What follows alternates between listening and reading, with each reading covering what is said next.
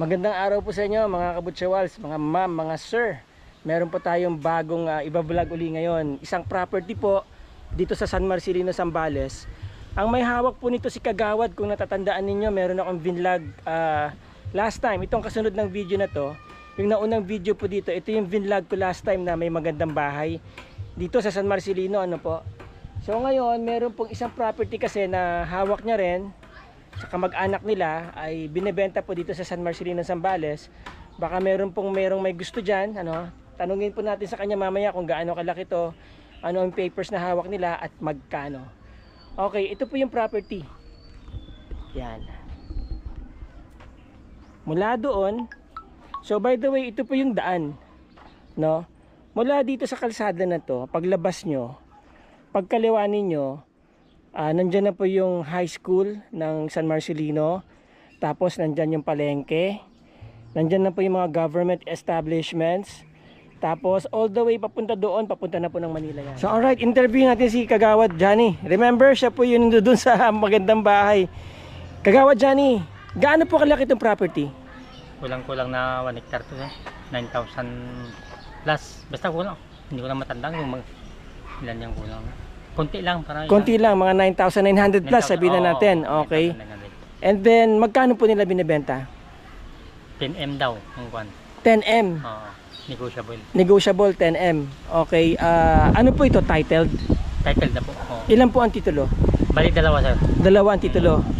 Balik ko kalahan. Oo. Okay. So, pwede nyo ba akong i-tour? I-pasyal? So, ito yung ano, may bahay tatlo, napansin ko, no? Pinapaupahan po lahat yan. Tama? Tama, sir. Tama. Pinapaupahan. Tapos, ang source ng tubig dito, Nawasat saka bomba yung deep well. deep well. Pero may mga nakita pa akong mga tubo eh. Oo. Sa niya, sa water pump naman yan. Water pump. Ilan ang source ng water pump? Bali, dalawa ata, sir. Isa dito sa doon, bandaro. Sige. Turo niyo po sa akin kung gaano kalaki yung property. Yan. So, ayan, may bakod na dito, no? Nakabakod na. Hanggang doon, yan. May mabakod, ayun, no? Tapos, yun yung isang source ng tubig. Tatlo yung bahay, no? May mga puno ng mangga. Ito daw, piko daw to eh. Itong isa. Yan, piko, ito. Tapos, ito Indian mango tong iba. May kasuyo ako nakikita, star apple, ayan, no? Okay. Ito kasoy. And then, meron pong isang source pa ng tubig dun, ano? Mayroon pala. Ayan, yung D4 sinasabi ni Kuya kanina. Ayan, D4. Yan, o. Yun yung isang source ng tubig. Ayan po. Tapos may mangga rin dito. Merong santol doon. Ito, kinalabaw din yata ito. Ano po? Oo, kinalabaw yan. Lahat na ata yung kinalabaw. Tapos ito, itong bakod na to, isang titulo to. Hindi pa ganun ang pansir eh. Ang hati niya. Pahaba ang hati. Okay. Sino pong may-ari? Ang ko rin yung may-ari ng Bahay na maganda. Lahat yung dalawa na yun siya may-ari. Yeah. Okay. Okay. Kayo din po yung may SPA nito? Lahat ng kanila, property nila. Kayo ang may hawak ng SPA? Okay. Sige po, diretso tayo sa orahan. Ayan.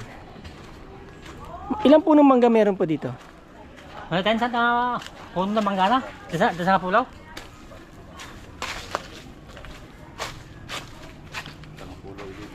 Kumising dinamulag. Tapos, na kinalabaw, isang piko. isang piko. Ayun. Dalawang Indian mingo. Oo. Isang puno ng kasoy. Yun.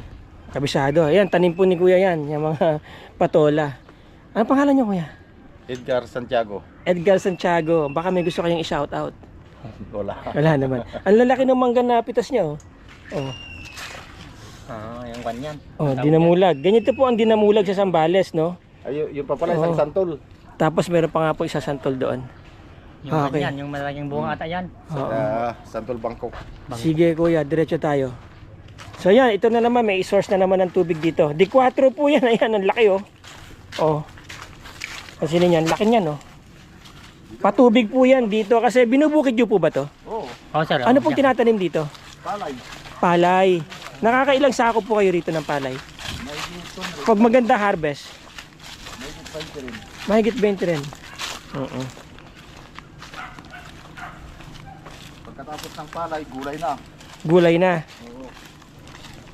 Ang gamas. Oh, singkamas. Balita ko, singkamas daw ang ano dito eh. Oo, sama. Ngayon, kuya, palay na itatanim nyo. Oh, para na tagulan yan. Oo. Yan oh, isang kwan. Ito yung isang source ng tubig. Ito po yung isang source ng tubig. Sa tabi ng... hindi. Okay, kala ko tabi ng bakod. So, ito po yung isang source ng tubig. Ayan, oh. May laman po yan, ano? Gaano kalalim ang baon yan, kuya? Sa tingin nyo? Hindi ko alam. Pero hindi nawawala ng tubig. Ha? 20 feet siguro yan. 20 feet. Hindi po nawawala ng tubig, no? Hindi. Okay. Hanggang saan po yung property, kuya? Doon sa may kawayan. Doon sa dulo. Doon sa dulo. Oo. Takarin po natin ng konti.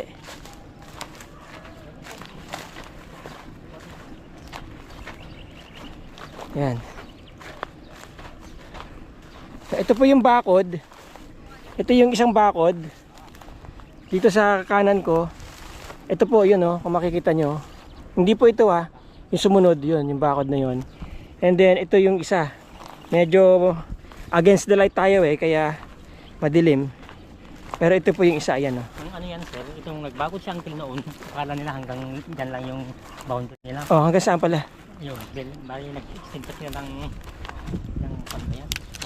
Pagandyan pala yung route nila. Yan ang original ng ano, ang boundary. Okay, ito na ngayon totoo. Oh, yan totoo yan. Ito yung totoo. Oh, yan Ito. yung may bakal. Oo. So ito po yung totoo. So kumain pa ng mga kalahating metro, no? Oo. Hindi Okay. lang, dito lang. Dito lang. Maluwang na doon, sir. Doon lumuwag pa. Bumuka doon. Bumuka doon sa dulo. Okay. So ayan, yun po yung kabila naman bakod. Yung wala naman pong problema, eksakto yun. Wala, exacto yun, sir. Eksakto yun. Okay, ito po, oh. Lumuwag pa po, Yan, paluwag na yan. Paluwag na. Yun, oh. Sabi na yung nag-survey. So ito yung ano, yung poste, di ba ngayon? Yan yung poste, nakikita nyo. Tapos ito po talaga yung totoong bakod. So ayun, kung makikita nyo, dire-diretso doon. Yan, lumuwag po, di ba? Ayan, oh. Sisilip tayo mamaya dun sa dulo. Para hindi po against the light. Gaano kahaba to, kagawad? Yung hindi nakanta, Parang ano no? Parang mga ilang Parang kalahating kilometro eh. Mga 400 meters siguro ang haba nito. No, more or less 400 meters kasi yung lapad niya, ilan ang lapad nito? Mga 50. O tama. Mga 50 po yung lapad. Tapos ang haba niya more or less mga 400 meters. Kasi halos 1 hektarya po eh.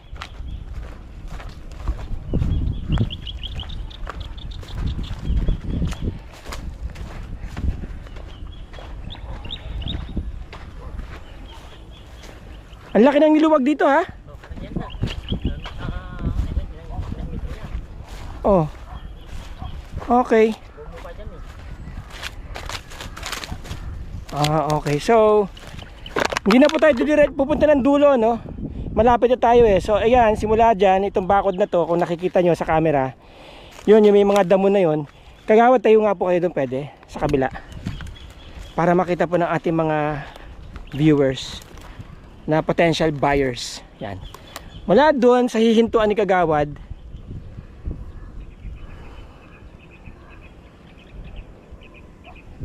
yan.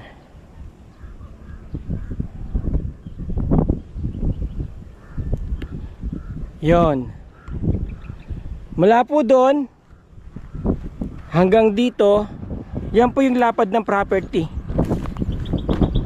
Actually, yan, yun yung pakod po na sinasabi ko. Yan, ito. Pag ganun, dire-diretso papunta doon.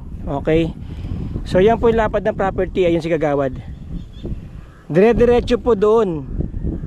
Mga tingin ko 400 kulang-kulang meters yan. And then ang lapad mga 50 meters. So yan po yung pinakadulo na. Okay, balik na po tayo.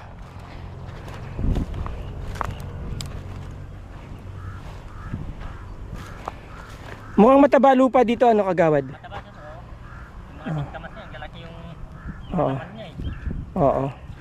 Itong property na to, Kagawad, gaano kalayo to sa ospital? Mga 20 euro sir. Wala namang 10 minutes drive eh. Walang 10 minutes drive. Tricycle yon. Sa tricycle. Oo. Tapos, malapit lang to sa palengke. Malapit lang. Mga 5 minutes. 5 minutes. Sa palengke na. Mga 5 minutes, nandoon na rin sa 7-Eleven, di ba? Munisipyo, fire station, police station, Jollibee. Okay, may Jollibee na po dito, mga kabutsyawals. And then, from Olongapo, ilang oras po ito? 30 minutes. 30 minutes from Olongapo. Okay, tapos from Manila, mga 3 oras, ano po? 3 oras. 3 hours from Manila. Ito pong San Marcelino. Ha? Pag sarili mo sir, makakuha na dahil maroon na yung mga shortcut sa aesthetics. Pag sarili mo, mga wala pang kulang-kulang 3 oras, no? Wala pa. Andito na, San Marcelino. Okay. Kasi pagkatapos po ng Subic, Castillejos, San Marcelino na po susunod eh. Pangatlong taon po ito mula sa Olongapo. Pangatlong taon ng Zambales mula Olongapo. So, alright mga kabutsyawals, mga ma'am, sir, yung mga interesado po sa property na to, pwede nyo po akong kontakin dyan sa aking contact details. Andyan lang po sa baba. Pwede pa pong tawaran daw yung 10 milyon, sabi ni Kagawad, ano. Again, ang property po ay nasa 9,900 plus square meters daw, kulang-kulang 1 hectare. Binibenta po ng 10 million. Located po ito sa San Marcelino, Zambales. Malapit po ito sa mga establishments ng gobyerno, mga private institutions, ano po, hospital. So, napakagandang gawin itong subdivision, ano po. Marami na kasing naghahanap din ng property dito sa San Marcelino. Pwede pong ipa-subdivide ito ng maliliit na lote, tapos ibenta. Yan. Kasi pahaba naman, so pwede maglagay ng kalsada sa gitna nito. Mga ilang lote din yan. Kapag na-subdivide po yan ng tig 200 square meters, palagay ko maraming bibili niyan dito. Kasi nga, napakalapit po nito sa bayan ng San Marcelino. At malapit po sa Manila, mga less than 3 hours, andito na. Malapit din po sa Olongapo. 30 minutes lang, nasa Olongapo na po. Alright, maraming salamat po sa inyo. Once again, yung mga gusto magpa-vlog po ng kanilang mga properties, get in touch. Vlog natin yung property nyo, benta natin yan, and hopefully mabenta ng mabilis.